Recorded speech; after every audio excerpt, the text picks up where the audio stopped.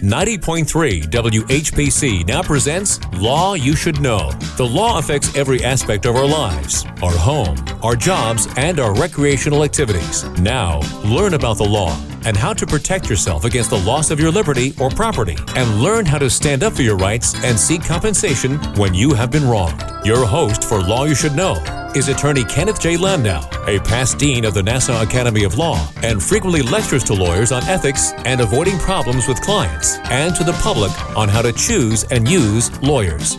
This is Law You Should Know on the voice of Nassau Community College, 90.3 WHPC.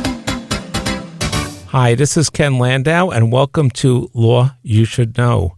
Our guest today is author and lecturer Nina Szewczak, and she's the author of the Midlife Revolution, and she's going to help lawyers and others see if a transition they would be better off with some type of career transition, and also how they can change their mindset if there are things about their work that bothers them and move on to something better.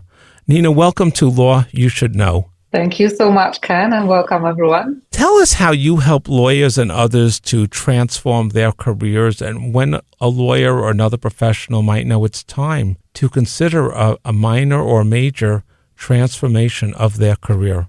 I think when you feel like all the years are blending into one and you're starting to feel that kind of itch that there is something more and there should be more to life, then you know that something is missing. And that's a good time to reflect and think what area of your life, and it could be your career, but equally there could be other things that maybe you haven't been doing over the years because you were so focused on your career, like looking after your well-being, for example, or not spending enough time with your family, that could be missing. So when you feel like there is something missing and you're getting that itch, that's a good time to reflect and try to work out what is missing and whether that's the time to make a change or transition into something else, or just rebalance whatever you are doing. So that reflection, how can a lawyer or someone else start that process? The best thing I would recommend is always starting with a blank page. So it's always tempting to sit at your kitchen table and think, I'm going to create a vision of what I want. But when you sit in your natural habitat,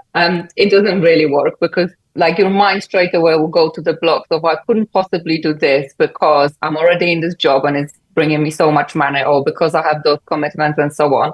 So I would recommend a few hours of solitude, being able to get away from your natural habitat, take yourself somewhere else, somewhere is nice and inspiring, somewhere where you can just connect to yourself and really focus on what matters to you, what is really important to you. Because often we're on a treadmill of day in, day out. Life gets so busy and so intense, there is never really enough time to think about it.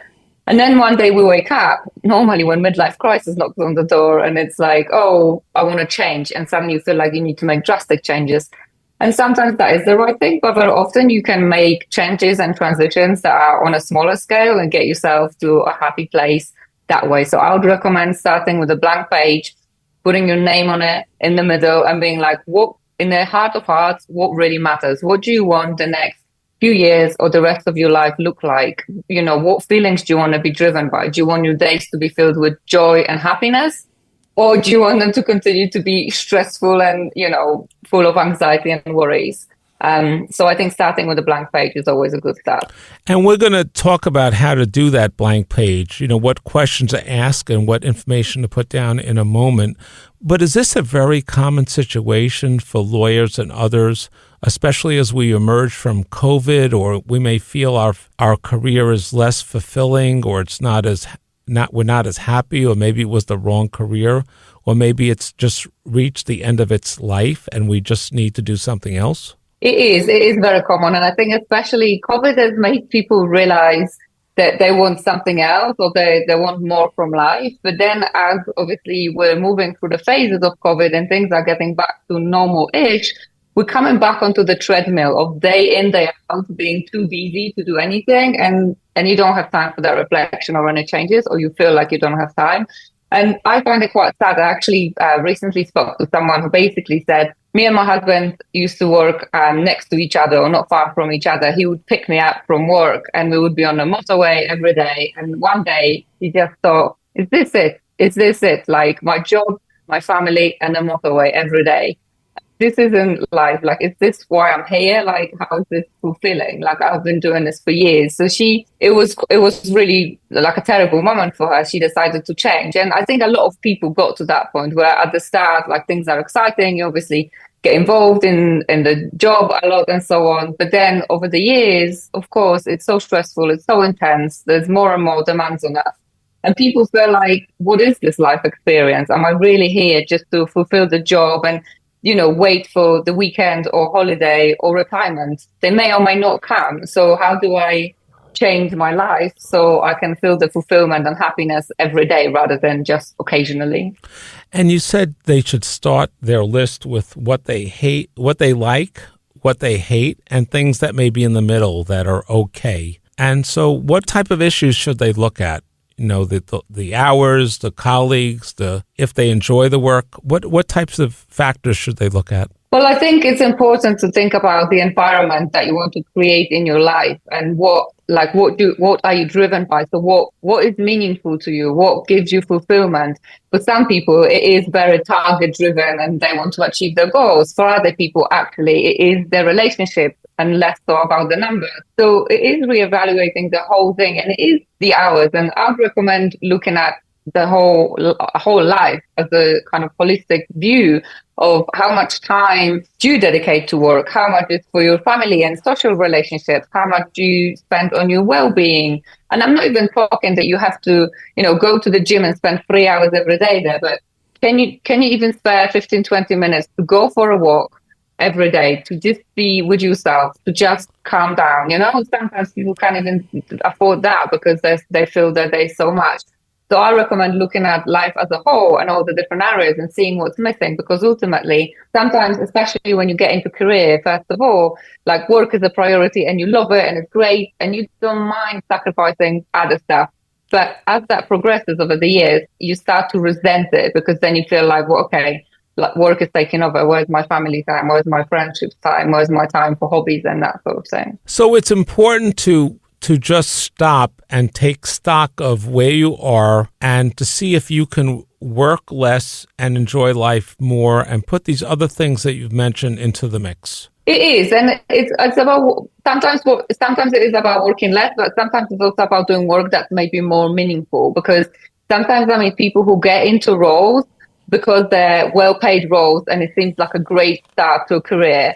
But then before you know, 10 years have gone by and they're in a career or in a job they actually don't enjoy that much, which is a sad state of affairs. And that role has maybe taken over their life. So it's a good point then to reflect and think, is this the job that I want for the next however many years?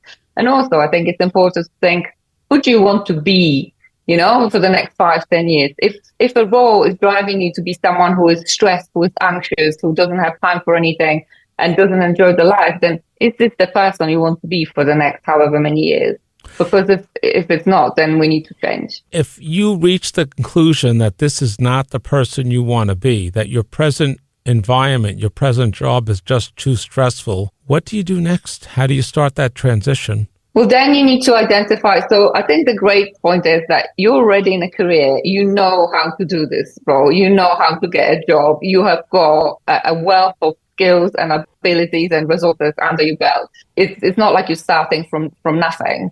So in that case, I would consider, okay, well, what would give me meaning? What would give me fulfillment? Like, what role would make me happy? And it may be just a different environment or dealing with different cases, because if you deal with the same issues the whole time, and of course you'll take them on. It's stressful, it's intense. And like, as much as sometimes we try to detach ourselves, we're humans. We take on all the emotions, right? So it is important to think, okay, well, if I want to be someone who is more joyful and more happy, I need to reduce the amount of stress. So is there another type of law that I can do that if you still love law and you want to stay in this career, absolutely do it. But is there another type that you could transition into? And in that case, I would recommend finding people who are doing it, networking, and finding out how do you get in and what do you need to do in order to move in. And how do you find those people? Perhaps you're talking to someone who was a lawyer who went to someone else, went to something else, or an accountant or a teacher or someone who made a career transition. How can you find someone who had a background like yours had similar concerns and did successfully make that transition? Well, to be honest, I often use Google and LinkedIn and for like my personal connections. Often you like, or friends. So not long ago, I messaged a friend and I was like, look, actually, ironically, she's also a lawyer. I was like, you operate in this area. I'd like to connect with someone in this field. Like, can you recommend someone? So it's using your networks, your existing networks, because we have wide networks. There's always someone who will know someone. Even if it's not your friend, who is that person? They may be able to recommend someone. But I also Google and see like, okay, who are the people who are doing the type of role that I'm interested in? And then I reach out to them. I just want to mention we're talking with Nina Szewczak, and she's the author of The Midlife Revolution. And she's telling us about how we can adjust our legal or other career if we're not totally happy with it, or deciding it's time to leave our current career, whether it's law or something else, and transition to something else that we would enjoy more, and at least give that a chance. What are some of the things that you cover in your book that can help guide lawyers and others through the process? Well, the process is simple, actually. So first of all, it is the reflection on where you're at and where do you want to go. So it's important to create a vision and direction of travel for yourself. So where do you want to go over the next, 1, 5, 10 years? Different people have different visions, but where do you want to go? Where do you want your life to go? And then once you have a little bit of clarity, and it doesn't need to be based on experience, that you need a crystal clarity of in 5 years, I'm going to be living at this address and doing this and so on. No, you just need the direction of travel. In 5 years or in 1 year, I would like to transition my career, or I would like to move, or I would like to change my career completely, or I would like to become self-employed, whatever that may be. And once you have got that clarity, then you need to think, who do you need to become in order to achieve this? Because if you already were that person, you would already be doing this. So it is thinking, where am I now and who do I need to become? Like, you might need to become more assertive, or you might need to have better boundaries. You might need to look more after your well-being, whatever that may be. So this is the first step, which is very important. I also feel like it's important not to follow other people's blueprints step by step, because I feel that as humans, we have a DNA that's unique for a reason. So that time of reflection of what matters to you in the heart of hearts, what makes you feel fulfilled, what brings meaning, what makes you feel happy, define what happiness means to you, because everyone has a different definition as well. And then you need to work out, in order to become the person you need to become, you need to do a little bit of mindscaping. So I always say, forget landscaping, start with mindscaping first. Because you need to assess actually what's going on in your head. What are the thoughts? What are the beliefs as a person? And then think the person that you need to become and you want to create, what are they thinking? What are they doing? What are their beliefs? Because often our belief system is created over the years. And again, it's another thing that we don't have time to assess because we're so busy. So this is the time for reflection, because of course, our thoughts generate our emotions, and our emotions obviously create our experience. So if you're constantly worried and stressed and scared and anxious about things, that's the life experience that you're creating for yourself. So if your vision for life is not to have stressful life, or not stressful to that level, or anxious, then you need to work on the mindset to change it. And if predominantly your thoughts every day are worrying, stressful, then that's the experience you're going to get. And if you want to change it, then you need to consciously be aware of what's going on in your head and change those thoughts to a different type of thoughts. So over time, you become the person you need to become, basically. At least you evaluate the possibility of taking those steps to see if you want to take the further steps on that journey. Or maybe in reflection, you'll look at the other path, and that may even be more problematic, and you'll be a little happier about your current situation. Absolutely, absolutely. I always feel that when you're doing that reflection, that it's as much value in finding out what you don't want as it is in what you do want. It's just about actually evaluating where you're at and like what really matters to you and what you want from life, what kind of experience, because we're all in charge of creating our own experience in life. So what kind of experience are you creating now, and what kind of experience do you want to create? And I think like an easy way to look at this, what do you want more of in life? What do you want less of in life? Whether you decide that something, actually, this is good enough, I'm cool with this, well, that brings you satisfaction, because actually I took stock I'm happier than I thought, right? So you have more appreciation for the present moment and who you are and what you're doing. But it's very important to take stock and consider alternatives so you know if you're in the right place, and maybe you can make some small changes so you're a little happier in your existing profession. Definitely. And I had people who are finding out that their role is stressful and maybe they want something else, but actually they don't want to change full time, but they want something more meaningful. For example, they want to give back. So they get involved as being on the board of certain charities, for example, and use the skills in other ways that bring that fulfillment and meaning that they might not get the same levels of within the current role. I'm not saying that the roles are not meaningful or don't bring fulfillment. Of course they do. But sometimes when you do something for so many years, it feels like you want to help in a different way. And helping in a different way or giving back to the community doesn't always mean you have to change career or turn your life upside down. You can find other ways of doing it that make you feel good and bring fulfillment, but also it doesn't change your life. It's not as dramatic change, but it's some kind of smaller change that will leave you in a better place. Absolutely, absolutely. Now, I noticed you offer different courses. Can you tell us about the Midlife Revolution course and some of the other courses you offer to help guide lawyers and others as they think about these possibilities? Definitely. So the Midlife Revolution course is actually helping people to change or transform, whether that's a whole life in some cases or whether that's part of life. So sometimes it is a career change. Sometimes it is finding the balance. Sometimes it is just gaining clarity on what do people want. Because sometimes people are like, I'm not happy, but I don't know what I want. I don't know where to go with this. So it is about finding clarity. And it sounds like, how can you not know, right? But when you are living that intense life, you can't see the wood through the trees sometimes. So it is like, working together and figuring out what is it that matters. People also work one-to-one, one-on-one with me. So again, either for clarity, sometimes just to hold them accountable and consistent, because sometimes people know what they want, but because they're so busy, they're like, I want you to hold my hand and hold me accountable and help me through this process so I can get to my destination and the vision that I want to. So there is a variety of ways, but I believe that we're all unique. So it's very important for me to always tailor whatever I'm doing to whoever I'm working with so they get the results that they want. And it's not some sort of formula or blueprint because I just don't believe in it. Are there some skills or exercises they can undertake to help give them clarity about what they might enjoy doing more or what type of environment they would enjoy working in? Absolutely. There are always exercises and there are always things that people can do. First of all, I would recommend that you take that time in solitude for a few hours just to figure out where do you want to go and what do you want to change. Of course, sometimes people like to go and just go for a walk and get clarity in their heads, and that's fine. Some people like to do a spreadsheet and do pros and cons for things.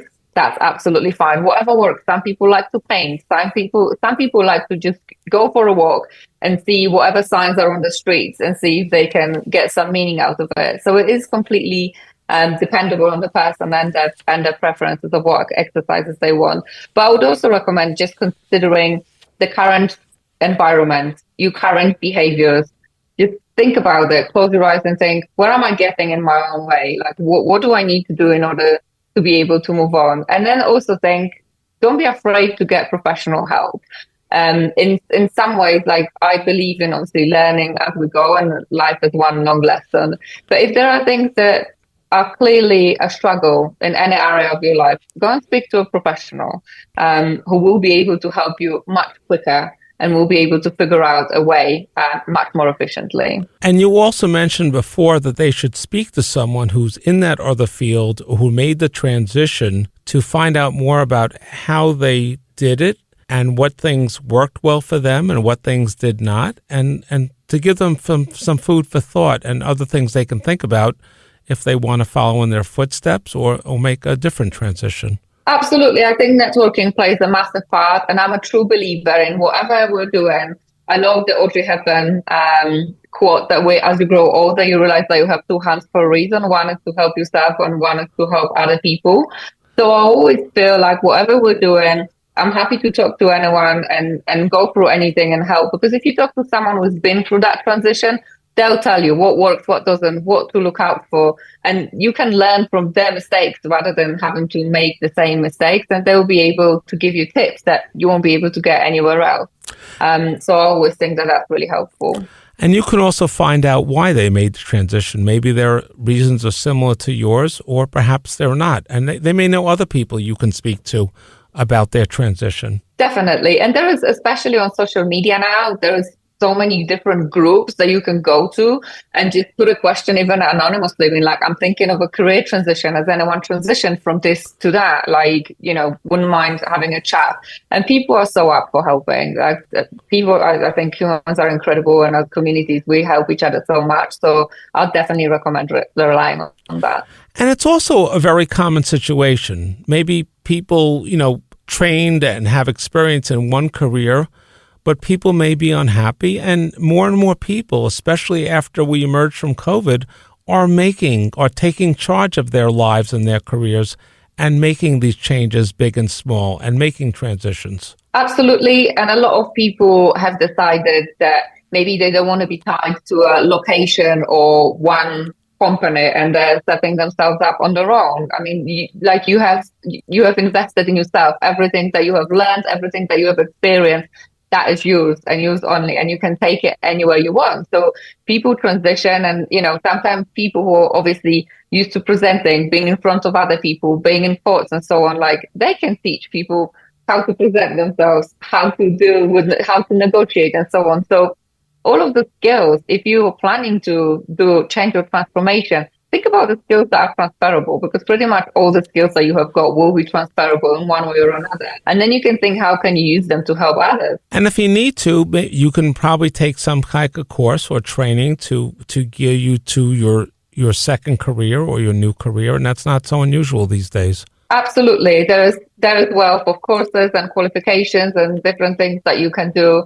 But the thing is, once you are already in your career and you have got so many skills and so much experience, it's so much easier than starting right at the beginning, because you already know how to use your skills and abilities to your advantage. So there's always plenty of opportunity. And I just want to remind our listeners, we're talking with Nina Szewczak, and she's the author of The Midlife Revolution, and she's talking about how lawyers and others can transition to a better situation or have their own midlife revolution to a new career. And Nina, what information do you have on your website that might be of help to our listeners? The information on my website, so the book is free, so it's an ebook, so it can be downloaded, and it takes people through all the steps you need in order to do change and transformation. You can also read my articles. So in the articles, I also give tips and advice and exercises on what to do. And for example, if you're scared of change, and a lot of people are, or how to live with uncertainty, how do you deal with this, and how to overcome fear, and practical tips on that. You can also follow my personal journey if you're interested. I revolutionized my life completely twice. So I also share what it's like and what are the wins, and then sometimes what are the challenges too. And you can always contact me. I'm always happy to answer any questions or give any advice, because that's what I'm here for. And your website is themidliferevolution.com. And Nina, how can people find the wisdom and the courage to make this transition, or at least to explore it? I think the wisdom and the courage come from deciding whether you want to have better future than your present moment, or whether you want to settle for what life is right now. I think if you feel like you want to change and you create a vision for yourself, then that needs to be a vision that you're excited by. And that then drives you. I think in terms of courage is not an absence of fear. And sometimes making a transition or change, especially after maybe being in certain situations for so many years, of course, drives fear into us. But courage is having the fear and still being able to move in the direction that you want to move into, because where you think you're going is going to be better than where you are at the moment. And I think in terms of having the courage, I always think people need to create what I like to call like a safe model. What do you need in order for you to feel safe to move and take the first step? So that may be the research and networking and finding out from other people how they did it, what worked, what didn't work, and so on. It may be creating a timeline. It may be budgeting as well, because you want to take a break from your career in between, or you're moving to something that, won't pay as well, and so on. It may be what sort of resources you might need, whether that's support, whether that's emotional, whether there's other stuff, and so on. So think what you actually need to make you feel safe. There's never, one thing that's certain in life is that everything is uncertain. So there will always be unknowns, but you don't need to know everything step by step. What you need to know is where is your end goal and the first step that you need to take. And then every day things will unfold as you're working through things, but you don't need the next 10 years mapped out day by day, because none of us know what will happen even tomorrow, let alone in 10 years. And an important thing is not to be afraid to take that first step, to visualize it, to explore options and opportunities, and do it one small step at a time. And then it's normal to have some concern. And as you mentioned, it's good to seek your wisdom or the wisdom of others who've made that journey. Perhaps some who've turned back, but for some who made it successfully to the other side. Absolutely, because I think ultimately you already know how to get a job. You already know how to have a great career. You already know how to achieve the success that you have. You have done it once, you can do it again. So even if you decide to change your transition, if after a while you decide, actually, I preferred what I had before, I thought this would be better, but now I'm doing it, actually it is not. You can always go back. You can find another job. You can recreate. If you created something once, you can recreate it. So pretty much nothing is like a set in stone that you won't be able to turn back. You can always explore other things and go back if it feels like, I thought this will be great, but actually it's not for me. I want to go back. Fine, you can always do that. And the important thing is to take the journey to explore a little bit. And after you have done it, you may feel, well, what you have isn't so bad, compared to the other side in this possible new career. Absolutely. There's numbers of people who sometimes feel like, I want to get out of the corporate world. I want to work just, be a solopreneur. And then they go and then they think, actually, I've tried it for 6 months or a year, and it is even more intense than being in a corporate world and being employed by someone else. I want to go back to the career that I had, and they do it. But they come back with another wealth of experience that they wouldn't have had otherwise, and actually that helps them in the career. And you might be able to take a sabbatical or take a day or a week or a month and try out that career or shadow someone in it to see what it's like in the trenches and see if that appeals to you. Absolutely. And I totally recommend shadowing and doing explorations first, especially if it's a big move. It's going to feel scary as it is. So you want to make sure that your safe model is enabling you to have that courage, because you've done what you need to do in order to take the first step. Okay, Nina, I'd like to thank you for your ideas. I want to remind everyone the website is the midliferevolution.com. And if you want to hear this program again or tell someone else about it, just go to the nccradio.org, and please join us next week at this same time on 90.3 FM or at nccradio.org for another program on Law You Should Know here on 90.3 WHPC, the voice of Nassau Community College in Garden City, New York.